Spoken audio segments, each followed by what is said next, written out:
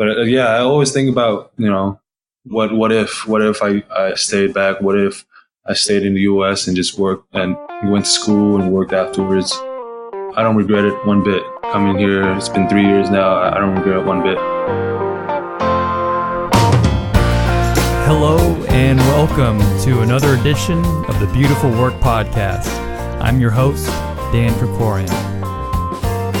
Each episode we feature a special guest from all walks of life, and we ask them to explore the ins and outs, the ups and downs, trials, and the triumphs in their chosen field.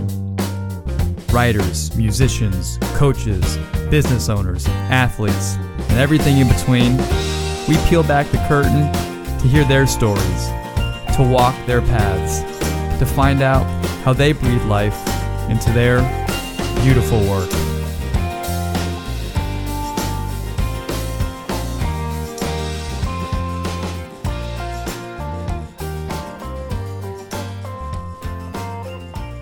Thank you for tuning in to this, the 10th episode of the Beautiful Work Podcast in 2018.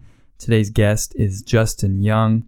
Justin Young is someone that I coached basketball-wise at Chapman University, and then Justin has spent the last 3 years playing professionally in Vietnam, and he's going to talk all about making the transition from college to playing professionally in a new country and all that entails. And he's got a lot of good things to say about habits and eating right and transitioning into a new culture and the larger extent that sports has, the larger impact, sports has on society. And a really great interview with Justin. And it's fun because it's someone that I got to coach and now see him playing at the next level.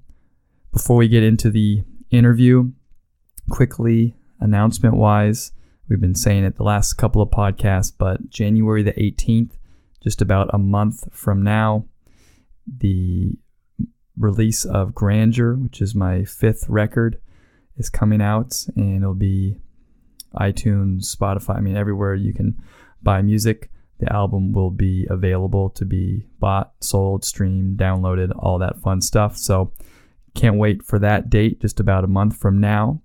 The lead up to that album release will have some podcast interviews with a number of people that were very instrumental in helping make that record. And so that'll be the first couple of weeks in January when we get back from the Christmas and New Year's Day break after the podcast comes back in 2019. Please, if you could, think about joining our newsletter, our email list, and following along at dankrikorian.com. You can sign up for the newsletter. The other great thing is if you guys could, that are listening and enjoying the podcast, you could leave a comment or a note on iTunes. It helps with the ratings, or on Spotify or wherever you happen to be listening. All right. Thank you guys so much for joining and tuning in. Justin's got a great story. And so without further ado, let's get to the show.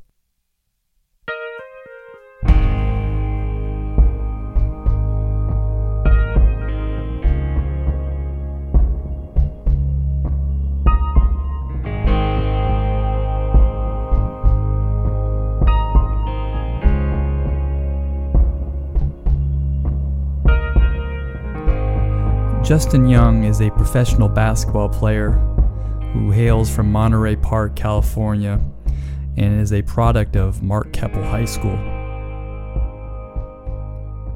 After high school, both Justin and his twin brother Jordan went on to play at Chapman University from 2011 to 2015. I had the pleasure of coaching both Justin and Jordan their junior and senior years, and the pair helped lead Chapman to 2 SCIAC League championships, as well as NCAA tournament berth.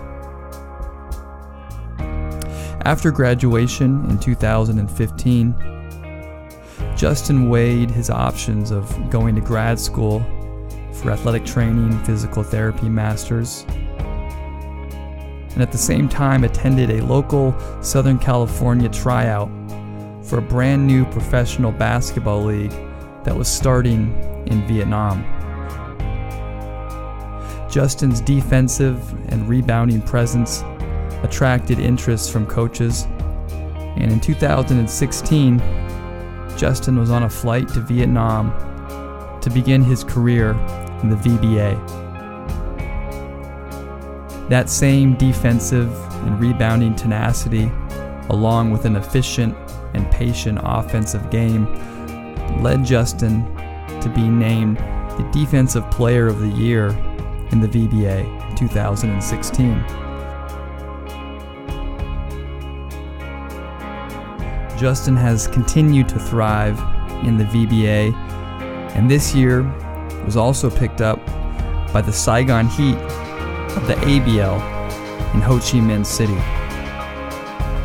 Justin is here today to talk about taking chances, eating healthy and taking care of your body, living in a foreign country, and the role that sports play in the society at large.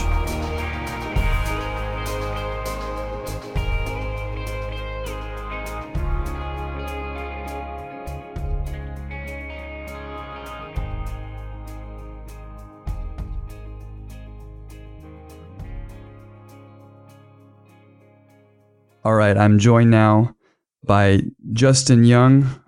Justin, thanks so much for coming on the podcast. Thanks for having me, Dan. Yes, so are there times now in your professional career at practice or in a game where something's going on the floor and you can still hear Coach Bukowski from Chapman in your head telling you to get to the midline for your jump hook? Ever since I turned pro, I've really never, played the inside position like the 4 or 5. But when I do get inside the post, I do sometimes, think back and see how I became such a successful post player back in Chapman. So yeah, sometimes it sneaks up into my head when I'm in there. I always wonder. Guys joke about that when they come back about getting to that midline. So, which is interesting. So you said, back when you played more in the post, and so now in your professional career, have you kind of moved from being a bigger inside player to more of a wing? Yeah, definitely. I've noticed that playing internationally against bigger guys, teammates that can be a little bigger. So I'm practicing the wing position a little more. Guard skills, shooting the ball, which I'm still working on. But yeah, anything that I learned in college, I still got, but there's things I could improve on in terms of playing outside. But when I do get the ball inside, it's a lot easier than other guards making a move inside, because all the work that Coach Bo and you have drilled into my head. Well, thank you. Well, you were, for those that are listening, you were a pivotal position for us in those years when we won back-to-back SCIAC championships out here at Chapman, and you were our defensive rebounding force inside, and it's carried over because I know, was it 2 years ago in 2016, you were the Defensive Player of the Year in the VBA? Mm-hmm. That's correct. That's what you do. Yeah. Defense is my number one thing I can bring to the table every time in whatever team I play for. So a lot thanks to you guys for putting me in the right position at Chapman. Well, thanks, Justin. So let's go back and kind of get into your story and how you got to where you are now. And so could you explain a little bit and talk about your path that you took to begin playing over in Vietnam? Yeah, sure. It's not really a thing that I was planning for coming out of college, coming out of Chapman. It just so happened that one of our Coach Jansen, I think, one of our assistant coaches, when he moved on after Chapman, his head coach contacted me about a possible tryout for this new upcoming league in Vietnam. And I was a year out after college. I didn't know what I was going to do yet. I was planning on going back to school for grad school, but I still took that year off, just to decide what I want to do. So when I got the opportunity to go try out, I was like, oh, what the hell? Let's go for it. So I went there and tried out. It was at Hope University in Fullerton. I went to try out, came in best shape of my life, just seeing what the competition is like. And what do you know, after practice, after the tryout, the 2-day tryout, they contacted me. They liked me. They like what I saw, what they saw. And then they offered me a job, playing for one of the teams in the VBA. After that, it was a tough decision. I got it. Not many people know about this.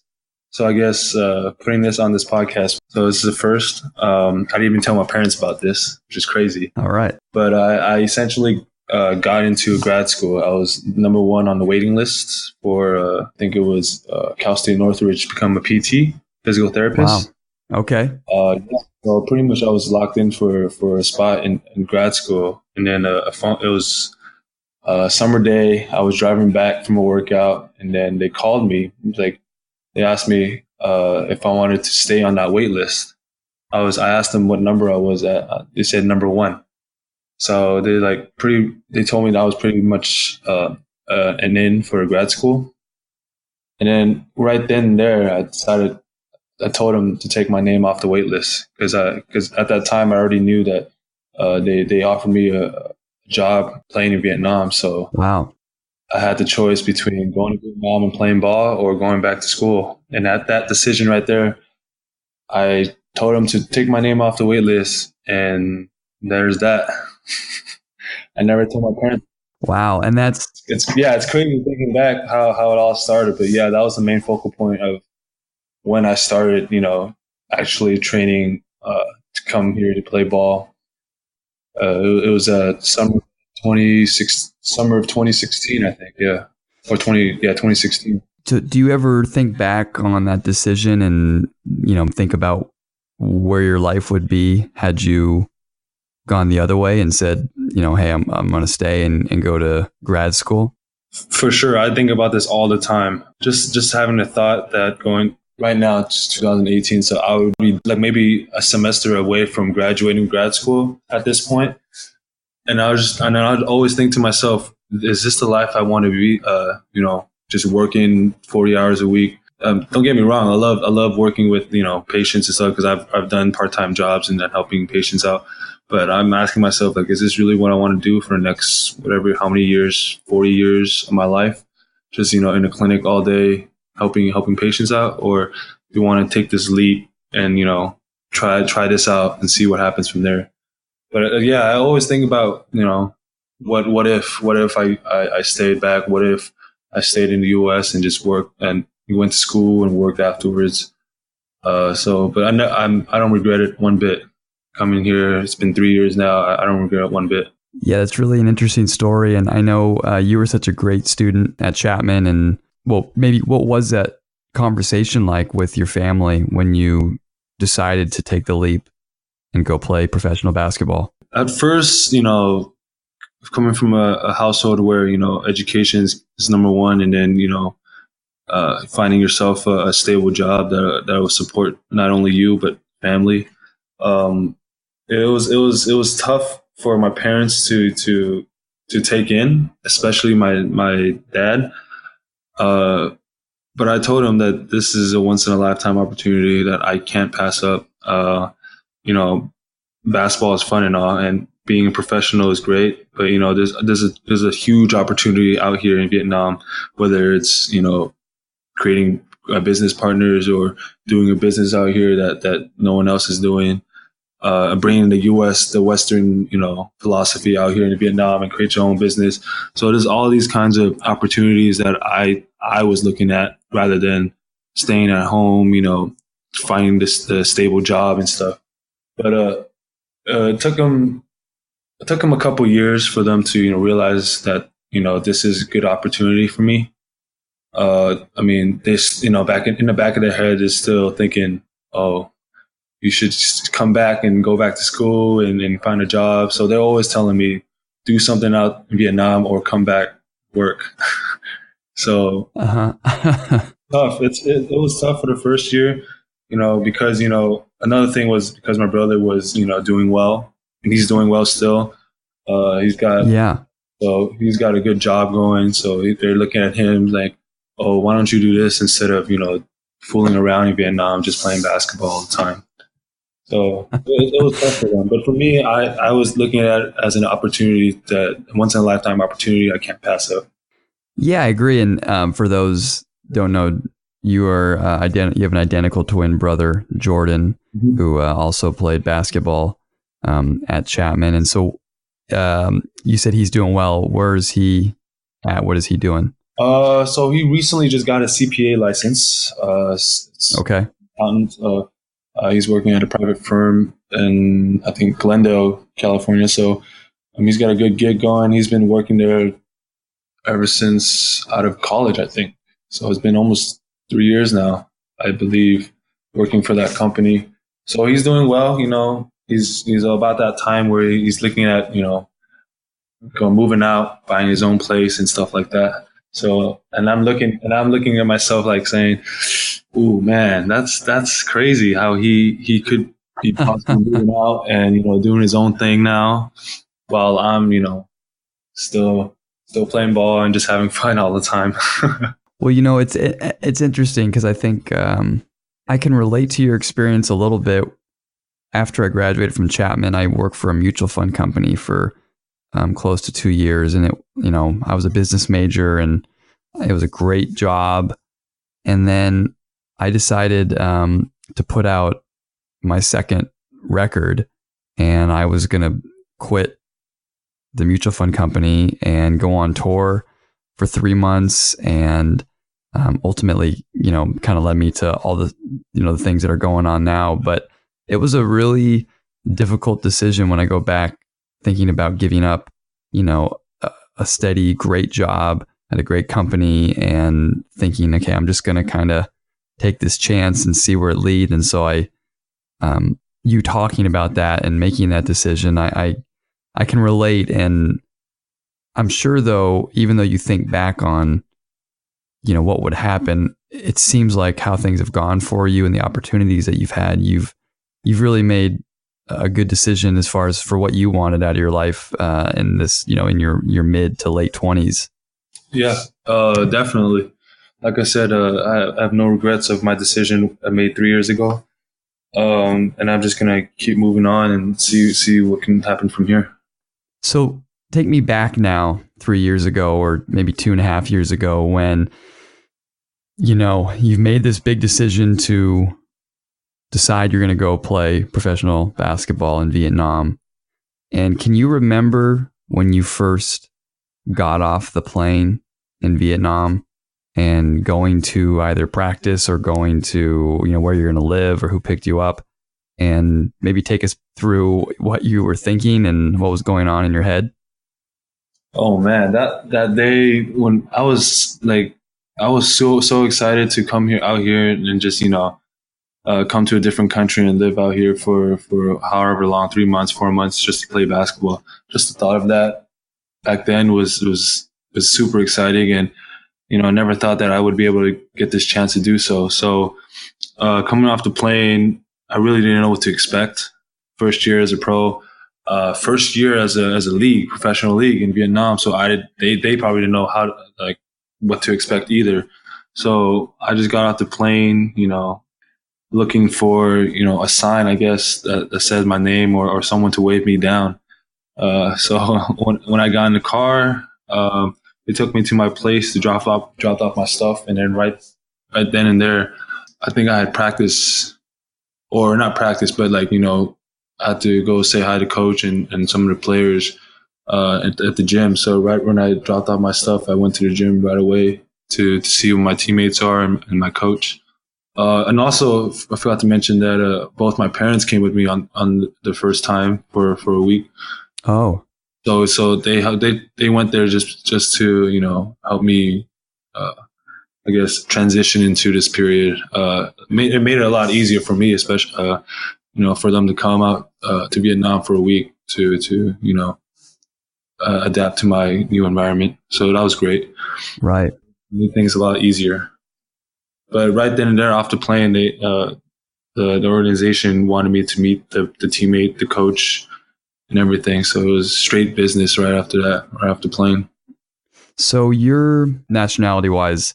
Vietnamese. So both my parents are born in Vietnam, and so that would technically make me Vietnamese American. Okay. But what makes things confusing is both my parents were raised. Well, our household we were raised in the Chinese tradition, so we spoke Chinese, Cantonese to be exact. So both my parents speak Cantonese. I speak Cantonese. My brother does too. So we were raised in Chinese tradition. Both my grandparents from mom's side spoke all Chinese. So my mom doesn't even speak Vietnamese that well. So I call myself Chinese too when people ask, just because I speak the language. But nationality wise, I guess I'm Vietnamese. Okay, and so language wise, can you speak the language? Can you speak Vietnamese, or how good are you with the language? Oh, not good at all. It took me 3 years, 3 years to, learn some of the words. I'm able to get around Vietnam without getting lost. I can order some food. I can count from 1 to 10. So the essential. It's been 3 years though. I keep telling myself I want to learn, but it's tough. It's a tough language. Do you find that a lot of people can speak English in Vietnam then? Or how about like with your coaches and your teammates? How does that interaction work? So the first year I played for a team in Ho Chi Minh City. So it's the southern part of Vietnam. Down there, there's more. It's more westernized, I guess. The locals down there are more, influenced by Americans, I guess. So they can speak English a little bit better, I guess, than the North. I would say. The coach I had my first year was from Finland, so his English was not even that great to begin with. But my teammates, they spoke good enough English where I can understand at first. It was tough because I had no idea what they were speaking. I wish I knew Vietnamese when I was young, but it was tough in the beginning. But they were nice. They were really accepting of who we were, and then they spoke English, to a point where we would understand their conversations. You hit on it a little bit, the differences that you see in kind of Eastern and Western philosophy as far as ways of life. Can you talk a little bit about coming from the US and living in Vietnam and the differences between the two countries and thought philosophies? Vietnam, the culture here is a lot relaxing and laid back. I would say, even though if you were to come to Vietnam, the streets are like hustling and bustling. You hear honking and cars and motorbikes everywhere, but like the people here are really laid back and really chill. I guess you can say. You can see people drinking a beer lunchtime, just relaxing, sitting at coffee shops, just talking with their friends. So a lot of people here are very, cool and relaxing. And then from the south and from the north, there's really two different cultures. I would say, even though they're in Vietnam, the north is more. If I were to describe North Vietnam and South Vietnam, it would be like Sacramento and Los Angeles in California. Okay. Where Hanoi, which is the northern city, is the capital of Vietnam, but like Sacramento is, but it's more, political, more. Sure. Yes. Yeah, more political. Whereas the South is more economical. There's more Western philosophy. There's more bars, clubs, Western restaurants. A lot more businesses down there, where a lot of expats live, and just they enjoy Ho Chi Minh City, which is the South, a lot more than they would in Hanoi, which is the North. That's the best explanation I would give: North and South of Vietnam. But the people here, like I said, are laid back in general, compared to the U.S., compared to LA. And your current situation, you are in which part of the country? So first year I played in the South in Ho Chi Minh City. The second and third year, where I played for the Thang Lang Warriors, I played up north in Hanoi, based on Hanoi. Now this season, the ABL season, I'm playing for Saigon Heat, which is the South again in Ho Chi Minh City. So I've pretty much I lived both North and South, and I have a good understanding of the difference between the two. I can see in my head Sacramento and LA and the difference, and that's a good metaphor there. What's a typical day look like for you as a professional basketball player? Depending on the coach and the team, some coaches, a couple coaches I played for had a 2-a-day, so morning and night practices. While a couple other coaches I played for only had one practice a day. And also depends on the schedule of the gym times and stuff. But usually I'd work out in the morning if I didn't have anything, no basketball stuff in the morning. Go work out at a gym and then come back, eat lunch or relax a bit, and then wait for practice at night. And then after that, just recover and eat dinner and go to sleep. That's my normal routine. I know it may sound boring, but that's my life every day during the season and during preseason. It's I guess it's a typical day of a professional player, I would say. It doesn't sound boring because it's you're doing something you love and you're really successful at it. You've had a great first few years, and it makes sense though when you talk about it because when I coached you, you were very habit driven type of player where you loved the routine mm-hmm. and you had your routine, your warm ups, all that, and so I can see it easily transferring over. Have you changed or developed any new kind of habits as a professional player than when you were in college and you're rushing from school and doing midterms? Now that you have more time in the day to focus, are there things you've added? Maybe a new diet or training regimen these last few years? Yeah, for sure. I've learned, just by, listening to professional NBA players, I guess, how they go through the 82 game seasons every year. This is definitely taking care of your body.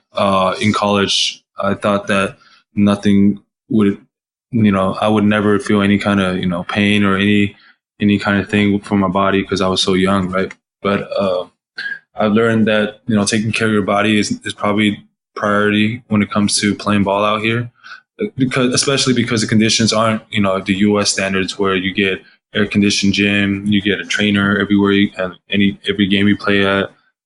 So taking care of your body and knowing how to take care of your body is really important. So I learned how to, cook, the right food, eat the right food, eat the right amount of food I need for everyday practice. Even going to the gym and what lifts are efficient to what I have to do to play basketball. Getting into the ice tub, recovery after practice, stretching is a huge thing that I never did in college. But all those little things that will help you not only improve your performance during games, but also make your career a lot longer than what it's going to be without all those little things. Yeah, another professional European basketball player that played at Chapman as well, Patrick Carney, who I played with and will be on this podcast too. He's talked a lot about how he takes care of his body, and he's a little bit older than you now. He's been playing for 10 years in Germany, but he talked a lot about, when he got to 25, 26 years old and really figured out, if my body's not good and ready to go and in great shape, then ultimately it's going to hurt, my job and my profession. And so interesting to hear you talk about that. Mm-hmm. So tell me about the fan base. I've seen pictures online and, stuff that you post, and it seems like there's a pretty vibrant community of fans in Vietnam, and the sport of basketball seems to be pretty popular.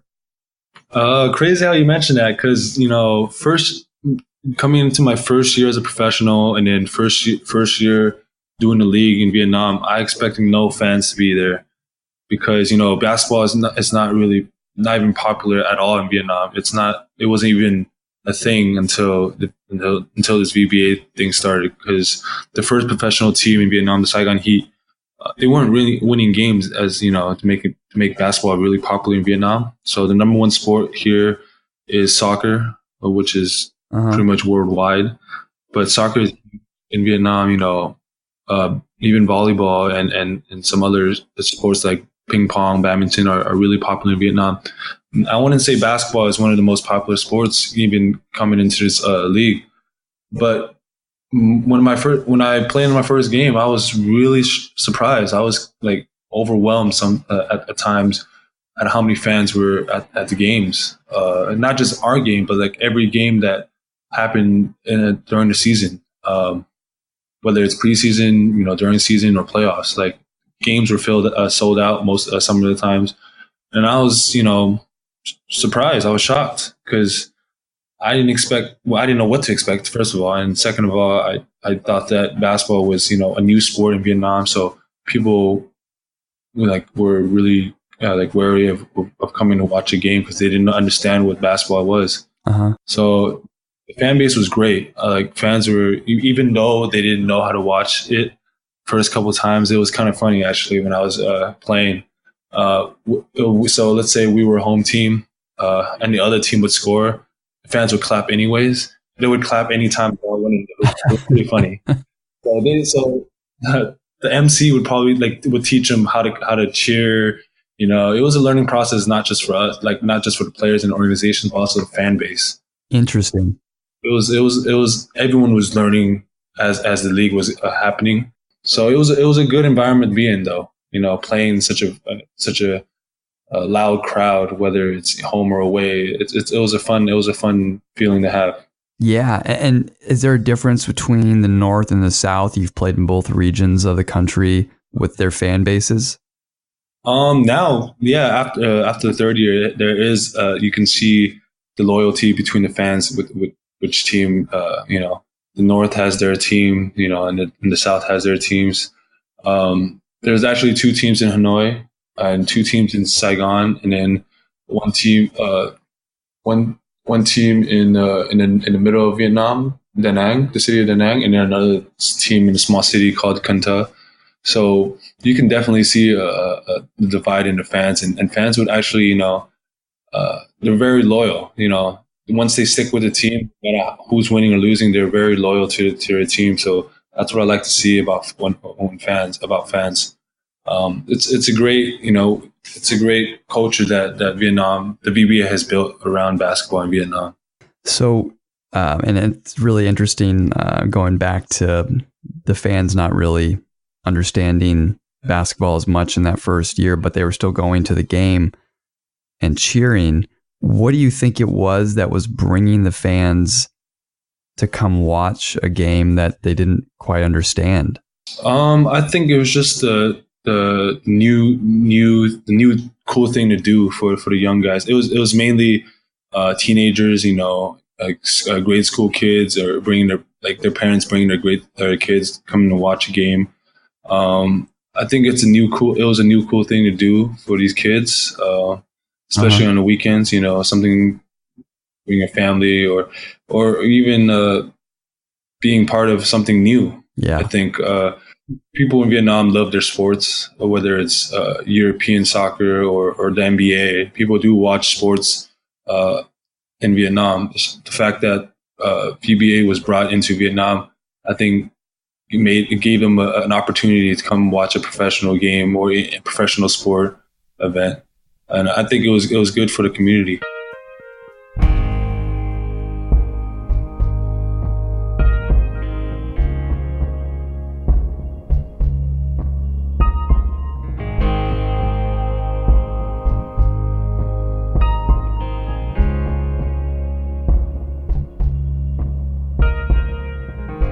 The famous basketball coach, Pat Riley, once exclaimed, "There are only two options regarding commitment. You're either in or you're out. There's no such thing as life in between." Commitment is a great word, to describe Justin Young's personality.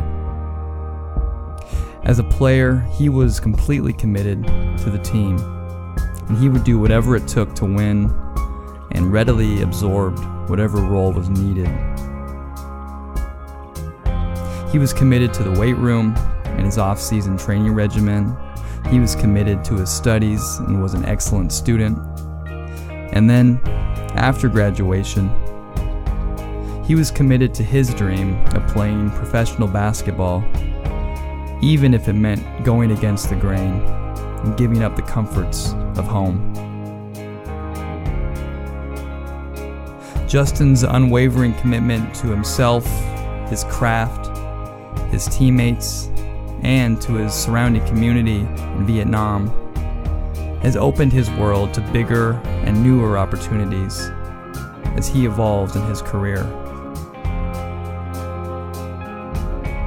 Sports teaches us so much about who we are, how we win, how we lose, the habits we have, and the impact we can have on the communities and those around us.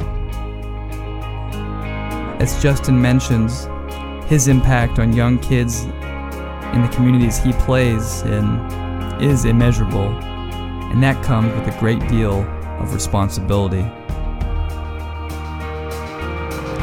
As the great soccer legend Pele once said, "Every kid around the world who plays soccer wants to be Pele.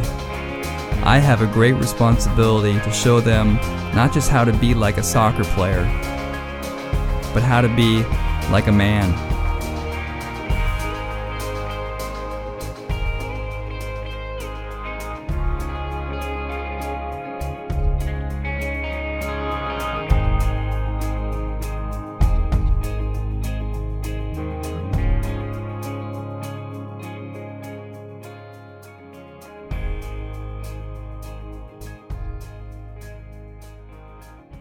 Do you see the influence of the NBA in Vietnam increasing over the past 3 or 4 years now that you guys have professional basketball leagues yourself? Definitely. I think the junior NBA program has been in Vietnam for quite some time now. And you do get some NBA players coming into Vietnam to just, throw some camps.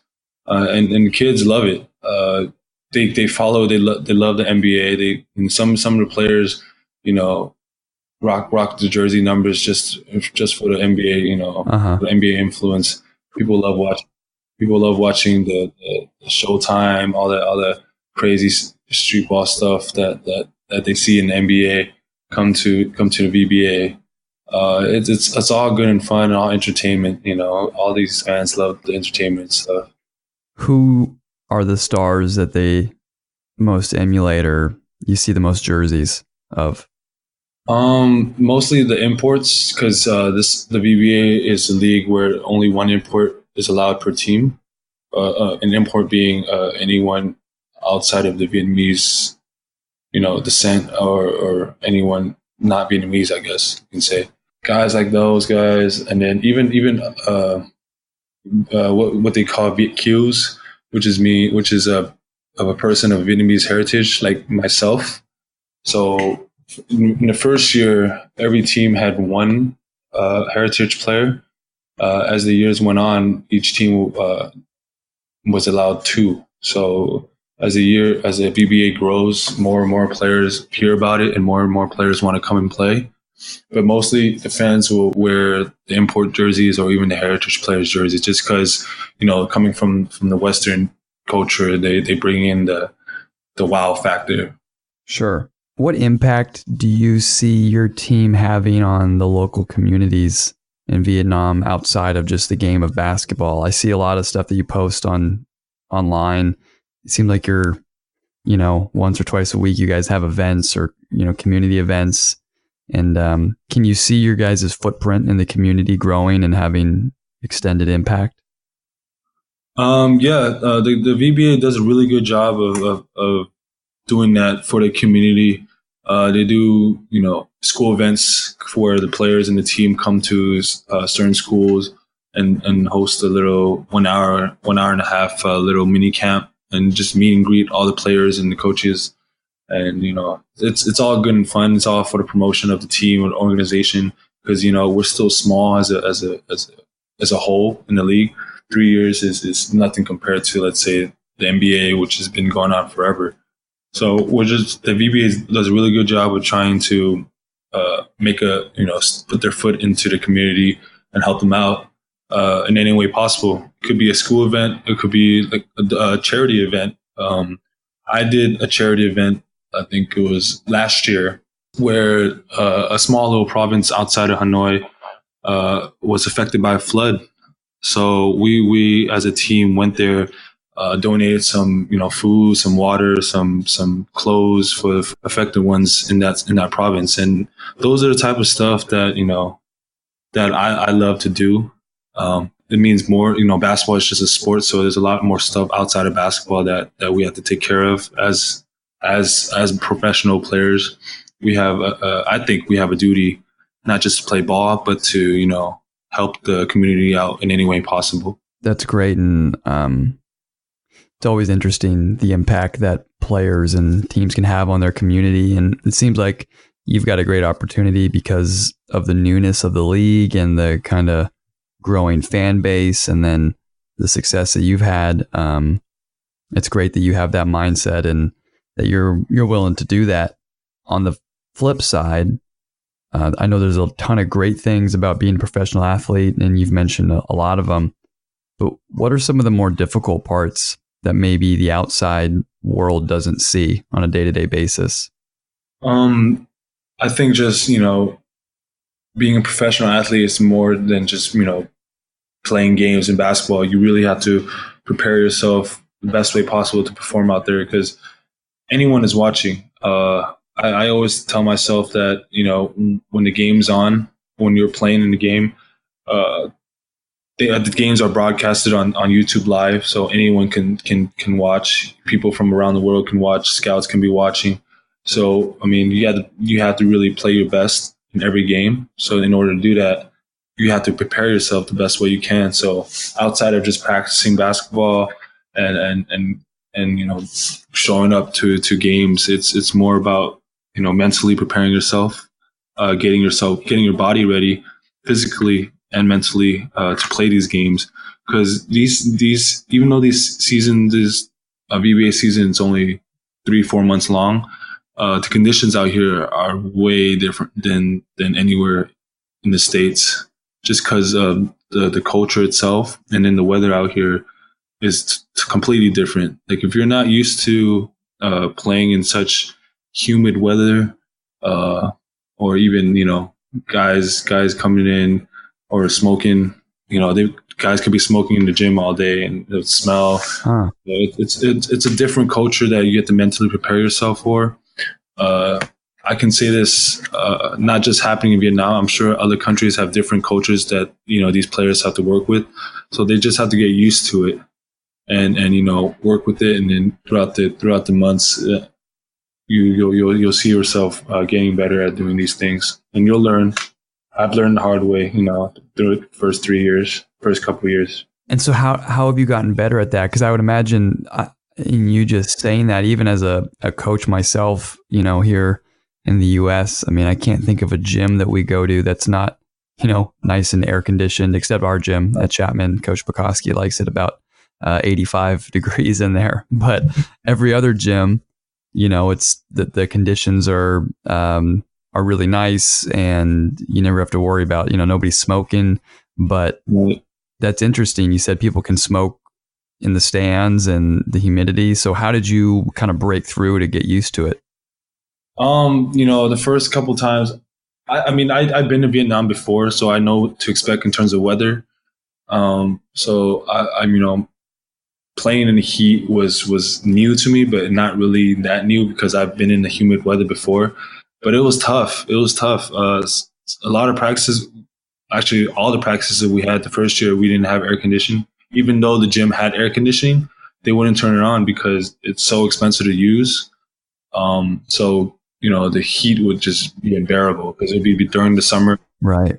So they would have like 2 big fans to help cool us off. But that really not enough. You know, and the floor is we're so used to hardwood floor and bouncy floors in the U.S. When you come to Vietnam, all these floors are multi-purpose.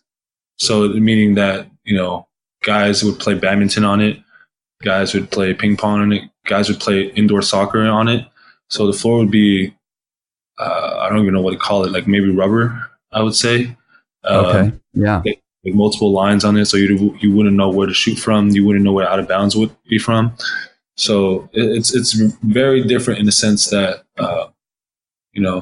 basketball is not the number one sport. So you would have to, me as a player would have to adapt to all the other little things that we are used to in the States. That's really interesting. And something, when we started talking, I didn't even really think about that as much, because you just figure a basketball court is a basketball court, and that's definitely interesting. What's one of the best investments that you've made in your career so far? I think, just anything that I've done to make my body better as more fit, a more efficient machine, I guess you can call it. Buying better quality water in terms of better than other stuff. Eating good food, good quality food.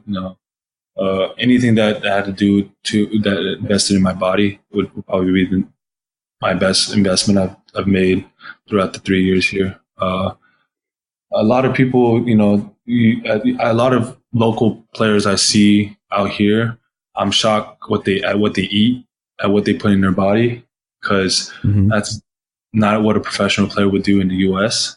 So I just, I'm really conscious of what I put into my body, because that's pretty much my job. My body is my job. So if my body doesn't function correctly, then I might not be able to make another paycheck next time around.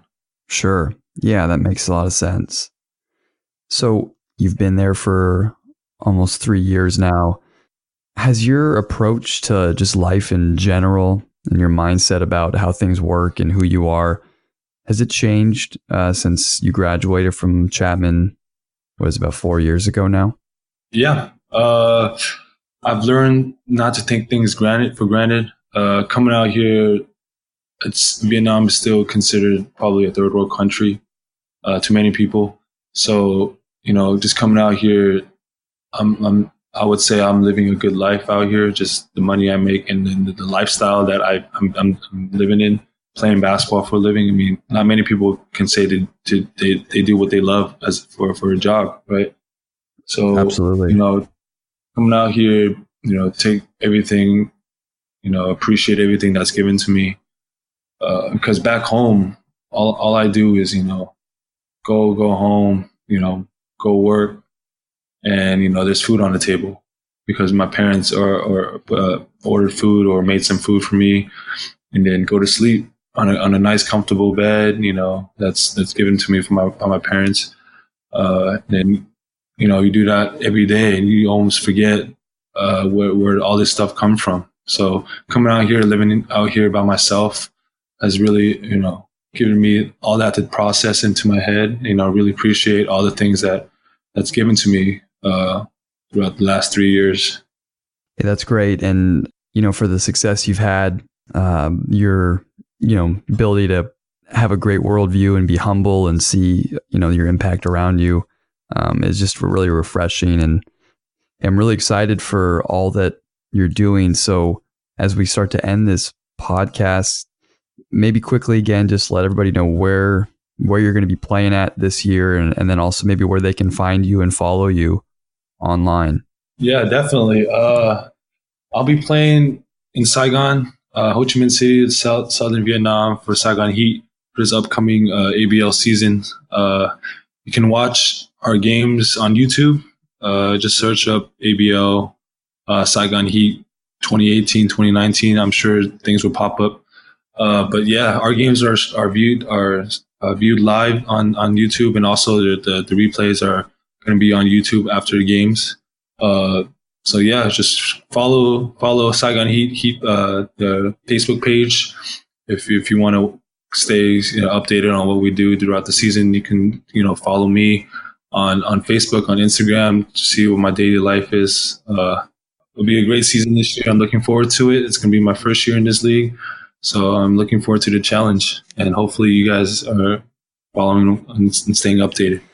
Well, Justin, thank you so much. You were always a pleasure. One of my favorite guys to coach because of your toughness, and you're just such a great teammate and helped us have all those great years at Chapman. And it's really exciting for us, the Chapman Panther community, to see all the success. And I know you've taken some big chances, but you're really doing a lot with it. And so congratulations, and we wish you continued success. And thanks for sharing so much on the podcast. There was a ton of really great stuff you said. So thank you.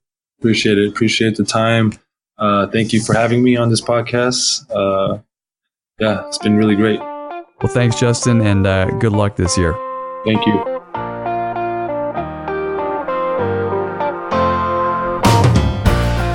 Thank you so much for tuning in to this edition of the Beautiful Work Podcast featuring Justin Young.